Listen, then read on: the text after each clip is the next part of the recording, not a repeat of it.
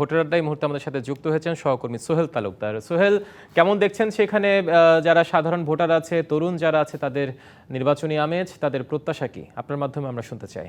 হিমাতে আমি একেবারে রয়েছি যমুনার মধ্যে আর কি, যমুনার তীরে পাড়াপাড়ের অংশে। এই অঞ্চলের মানুষের যে প্রত্যাশা এবং যে নির্বাচন কেন্দ্রিক ভাবনা, আমরা সেই বিষয়গুলি জানবো। আমার পাশে রয়েছেন একজন প্রথমবার ভোট দেবেন নারী ভোটার। আপনার প্রত্যাশা কি? ধন্যবাদ আপনাকে। আমরা নারী, আমরাই পারি। কিন্তু যুগ যুগ ধরে এই নারীরাই বিভিন্ন ধরনের বৈষম্য শিকার হচ্ছে। বাল্যবিবাহ, ইফটিজিং, মাদকাসক্ত নারীকে দমিয়ে রাখার চেষ্টা করছে। বাংলাদেশের জনসংখ্যার প্রায় অর্ধেক জনসংখ্যা নারী, তবুও এই নারী তার নিরাপত্তার চিন্তা করছে। এখন পর্যন্ত আমি একজন নারী হয়ে রাত্রে 10টা বাজে বাইরে থাকতে পারি না। আমার নিরাপত্তার সমস্যা। আমি চাই আমার টাঙ্গাইল জেলা তথা বাংলাদেশ নারীদের জন্য একটি সুন্দর সুষ্ঠু দেশ হিসাবে উপহার দিবে। বুঝতে পেরেছি যে সে নিরাপত্তার কথা বলছিলেন। আমরা আপনার কাছ থেকে জানতে চাই, আপনি তো নতুন ভোটার, আপনার প্রত্যাশা? ধন্যবাদ ভাইয়া। আমি চাই, সর্বপ্রথম চাই যে আমাদের দেশে অবাধ সুষ্ঠু নির্বাচন অনুষ্ঠিত হোক, যার মাধ্যমে যোগ্য যারা আছে তারাই যেন দায়িত্ব পায় আর কি দেশ পরিচালনা করার জন্য।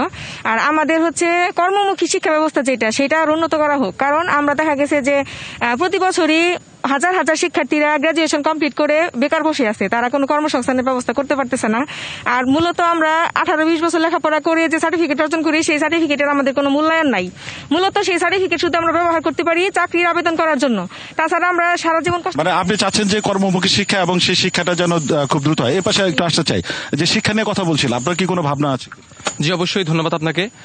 আমি কথা বলতে চাই আমাদের প্রাথমিক শিক্ষা নিয়ে। যেহেতু আমাদের টাঙ্গাইলের বড় একটা অংশ চরাঞ্চল, এবং এই চরাঞ্চলের মধ্যে বেশ অনেকগুলো সরকারি প্রাথমিক বিদ্যালয় আছে, কিন্তু আমরা যেটা দেখতে পারি যে প্রাথমিক শিক্ষা ক্ষেত্রে ব্যাপক ভরাডুবি টাঙ্গাইলে দেখা যায়।